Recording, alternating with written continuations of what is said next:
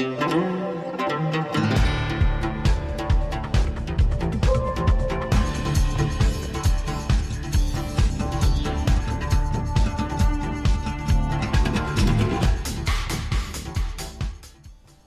and welcome to InFocus. This is Jabbar Al-Ubaidi. In this episode, we'll be talking about a rather interesting subject that is related to the town of Bridgewater. Bridgewater has been named lately as International City of Peace, and because this is a really important topic for the community and the surrounding areas, and actually for the country as a whole, if you think about it in a broader aspect. With me in the studio, Frances Jeffries. She is actually the contact person or the coordinator for Bridgewater International City of Peace Committee. Welcome to this episode. And so what's this concept of Bridgewater as a city of peace? Well, actually, it began with several groups working on different aspects of peace in our community. And then through the Rotary International contacts that I have as a member of the Rotary Club of the Bridgewaters, we learned about this International City of Peace organization, which began with a single Rotarian proposing that as a way of peace building. And so we met as a collection of our local groups and wrote down all the things we already were doing and decided what things we could do better and more effectively together on behalf of our community. So this is our first official year as an International City of Peace. When was originated and where? The International City of Peace was originated about 5 years ago by a Rotarian in Dayton, Ohio, who thought maybe if cities could know about each other's activities and network, they would find strength in that, and also that there would be more commitment to the community and from the community if you could declare a city of peace. So that's so and I know it's interesting, as I said in the beginning, but why the international city? Well, partly because Rotary is an international organization, and partly because we are so interconnected that even though our day-to-day lives may be mostly focused in Bridgewater, we in fact know that we're connected in so many different ways. And he just couldn't find where you would place a boundary on peace building, and so he simply said this will be an international organization. So how many of these towns or cities, for your knowledge, like in the United States? I don't know in the United States, but there are 375 worldwide. 375 worldwide. And is this the first city being designated as a city of peace, Bridgewater? No, we were number 355. Number 355. Right. Okay. And so since we received the designation in May of this year, and since that time, then more have been added. In Massachusetts or no, worldwide. Worldwide, okay. Yeah. But in Massachusetts, this is the first. I think so. I'm asking this question because I see how, is it really growing? As people they start to yes, I think show some interest in this. It spreads by word of mouth. Okay. And as we did, we thought, there must be some formal process, but actually it's really coming together and then defining for your own community what it is you need. And so each City of Peace is custom designed for the community it's serving. And they don't look the same, although we do meet once a month on a Zoom call just to share ideas. to encourage each other. So speaking of sharing ideas, and could our audience, other towns and cities, because this program is online, would be able to contact you or contact somebody to get some information? Yes, we'd be really happy to share what we've got because it was shared with us by other people. They're also, if you express an interest to the organization, then you usually are assigned an advisor who coaches you through writing a letter of intent, which was simply pulling all of our organizational information together and then setting some goals that we would have in common, while at the same time each organization retained its own goals. Tell me about the goals. Like as I need to say you should support the Gene 10 celebration led by BCCR. That's you already did. Plan and present the second annual International Day of Peace. Tell me about that. Well, we're in fact in the middle of that week right now. We started yesterday, actually, right? It started on Sunday. On Sunday? Sunday, First Parish had its September peace 18th? Yes. Okay, 2022. Yes. And so we began at First Parish rededicating their peace pole, followed by a service which people could attend or not, and then followed by a vigil on the Common. And then yesterday, Monday, we had a panel on gender inclusion at the university. That was a very interesting and exciting one. So gender inclusion, let's start with this. So how do you angle gender inclusion with the international peace? Well, most Day of the studies about gender inclusion suggest that if women are doing the negotiating, which they almost never are, that the peace is longer lasting. It's more sustainable. And there are many reasons for that. Our custom is that in international conflicts is that we've said that if a person is fighting in it, then they should be the ones to make the peace. When in fact you're trained with two different skill sets. If you're trained as a soldier and to fight and to do combat, that's one skill set, and your mindset's one way. If you're trained as a negotiator and a peace builder, you're looking at it differently. If you do not include women, we find that concerns about, in international work, about trans-border crossing, about keeping families together, about concerns for children, unique concerns for women. For example, if a child is born en route, what citizenship does the child have? Those were questions that were omitted before, when only men do that, because those aren't typically their responsibilities. Whereas if you include the women in the peace building and in the negotiation itself, then those items are included. So now, who would be able to include?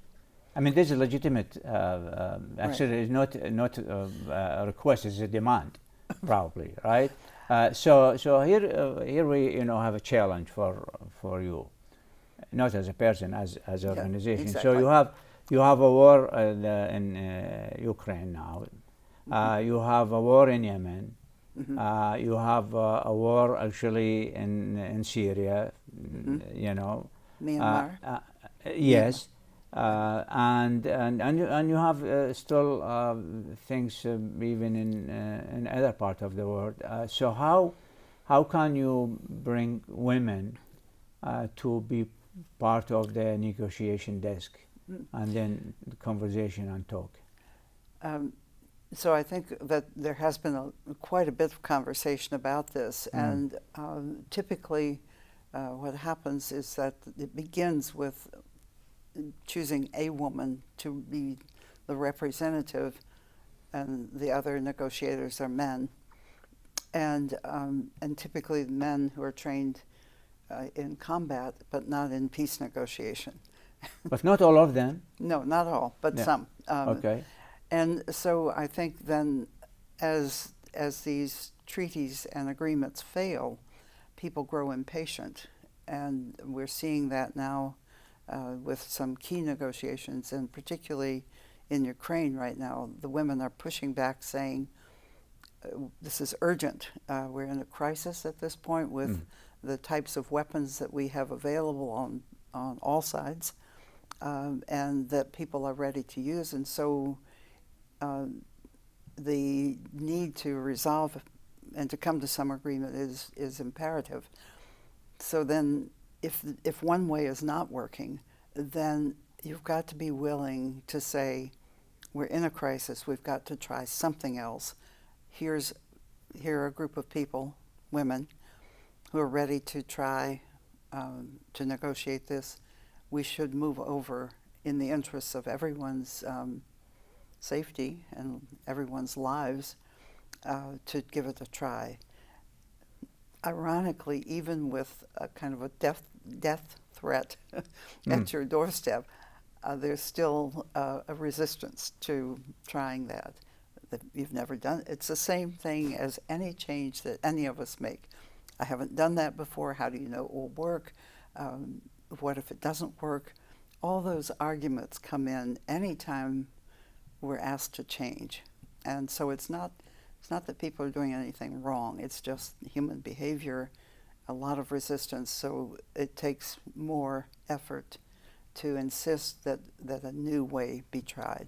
Yeah, I mean, would you agree with me that the effort should be led by the United Nations, for example, and then they can link these, like this organization, of course, the Rotary Club, and all of this, so then we can, move this project forward? Because right. I mean, if you wait for just people to, those already in the midst of negotiation or right. whatever. Form that are doing to wait for them to invite women to come. Probably that's not going to happen, no. As fast as you would think. Exactly. And so, but a larger and more effective organization like United Nations, and come to this grassroots. Really, what you're doing is from right. people from the community. They are concerned about these things. I mean, yeah. so are there some efforts to connect with the United Nations or these world organizations so they can right. Help with this process? Yes. What we most know about the United Nations is that you have a group of all countries able to come together and to speak with each other about yeah. various topics. This being the conflicts being one. And within the United Nations, we're familiar with UNICEF and with UNESCO. UNESCO, yeah. There's also UN Women. There's an Office of Disarmament Affairs. So there are many units within that. In addition, there are also civil society, non-governmental groups Correct. that have credentials with the United Nations, and they're permitted to attend certain meetings. There are some meetings that are closed, but many are open. And then once they do that, they can also register to make comments. And those comments are written and can be oral in the General Assembly. And that is the time to influence. In addition, in between meetings, there are informal talks and conversations. And those civil society groups also meet together. The advantage in having both in there together is that if one nation raises the issue and says, I think we should include more women, let's say. You shouldn't, or you should? Should. Should, yes. Yes. Then that becomes, having made that statement, that question, or the implication that you would be in favor of that is assigned to you. It's an attribute. It's an opportunity. Exactly. Yes.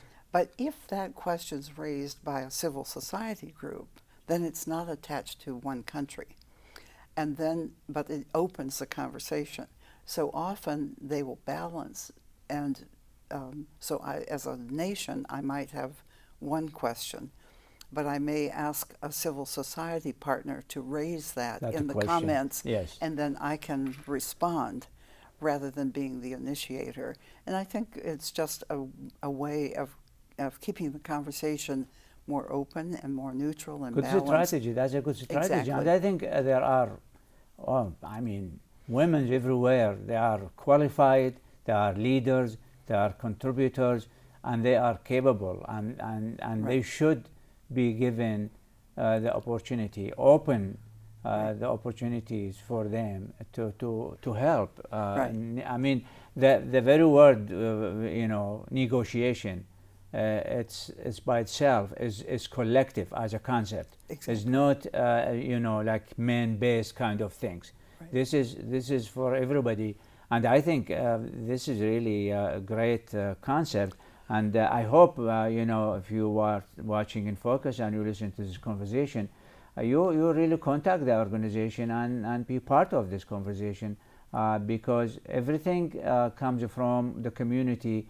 I think has more validity than just individual voice. I mean, individual voices are important, but imagine when the community speaks about the need for women participation in negotiation. Right. I mean, this is really unique. So do you find, you've been like for 3 months, 4 months now doing on this? Yep. Okay, and you started officially. What's the response? What kind of response you got from the community in general? Well, I think right now it's still a new idea to see all these events scheduled over an 8-day period. Yes. And they touch on every aspect of the community and certainly every age group. This morning there was a peace story hour at the public library. Yesterday, as I mentioned, the panel on gender inclusion. The day before, peace poll and some singing and a vigil. So there are different ways of expressing this, and although we've just had a conversation about some international conflict things that may not seem to apply to our community, those same principles do apply in our ways of assigning people to committees and in the ways that we need to balance the participation in those. No, I think it's really important, and I think because you see international, then I think that's an invitation for visiting all these issues. Exactly. I mean, and sometimes governments are busy with their things and they are focusing on certain, they have their own agenda, but to come and say, okay, well, this topic or this issue need to be addressed, and we have ways to do it. And I think probably the response will be positive, I guess, because this is nothing to lose, except actually to gain more power, because you have more voices, and voices have come from women that they are capable. Right. So I hope the message is really spread very fast, and probably you need more events on the social level, on the communal level. What do you think? Then you get especially young women. Yes, I would say our working group for the town of Bridgewater is very open to new ideas, to additional programming.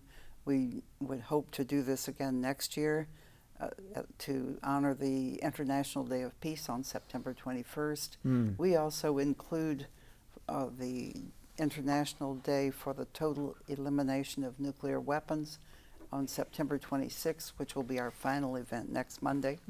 So in our community, we include both. But I would certainly welcome other ideas and other ways of approaching this. So you still call your group as working group? Yes. So so this is the foundation. Correct. What's the next step? Like what working group will become what? I would say that's up to the group, but I suspect committee or council would be the next word maybe inserted. I'm not sure. Okay. Yeah, but you have to think about it, right? Exactly. And then say you have there is the International Education Week Yes. coming November. Right. Would that would be like a nice venue for you to also present something or rally Exactly. your members around the concept? It would be. Uh, Definitely. And now, do you have office or anything as of yet? Are you planning to have an office or anything?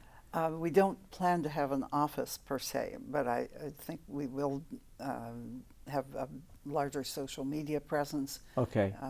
This time we've used our own organization's social media and also the Bridgewater social media. There are several sites. So I think if you can have a website, that will help, and you know that would be good. Do you think this also could be a nice topic to share with students, like middle school, high school, Yes. and of course, you know, college or university level? Have you tried that? Have you engaged the leaders and like in schools, superintendents and things like that?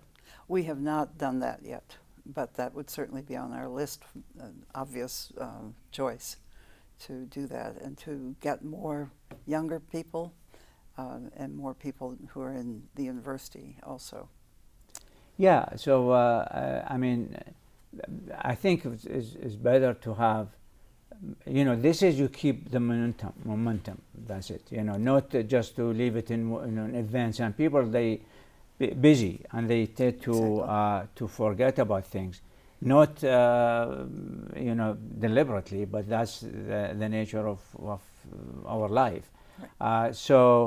I mean, tell our audience what can they do to promote this idea and to you know, rally around the Bridgewater as International City of Peace.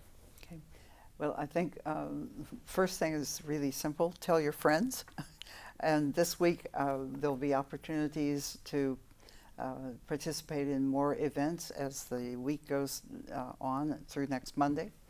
And then the second would be to talk about it afterwards, to respond to us, and to share your ideas, share your connections, and help shape this. This is really for our community. It's not the possession of any one group or one group of people. It's for everyone. And it's really to respond. I wanted to go back a minute and just say that although we talked about the international conflicts, those same principles apply right here in our own community. So, such as the gender equity in Yes. negotiations would be a huge one. So, social justice. social justice, the International Day of Peace theme for this year is ending racism, which is a topic that has been covered by many groups in different ways and continues to be a challenge worldwide and as well as in our communities. Yeah, you know, I mean, it's again, if you think about the international peace, I mean, it definitely reflects on local peace, Right. On regional peace, on national peace, you know. Right. So, yeah, so I know time is running for this program. So, any last statement? Just you Yes, wanna? tomorrow morning we will have a What's presentation. tomorrow morning? Tomorrow morning is It's Wednesday. Wednesday morning. Wednesday. At 7:30 a.m. September 21st. Yes. At 7:30 a.m. there will be a Rotary Club meeting open to everyone. It's a Zoom meeting, and that will the presentation there will be on International Cities of Peace, and then on Friday the 23rd at 9 a.m. there'll be a presentation on the 8 Pillars of Peace, which show all the components that need to be stabilized in order to have a safe and peaceful community. So we'll list all this. That's all on the schedule. InFocus. We'll list it, That's and right. then hopefully, you know, our audience will respond positively as always. Yes. So thank you, Fran, for this information, and Thank you. congratulations on this accomplishment. And I think Thank you. Bridgewater deserve, and it is a nice town and deserve to Yes. be named International City of Peace. Thank you again, and thank you for watching InFocus, and thank you for my great team here at BTV. This is Jabbar Ubaidi saying, see you next week.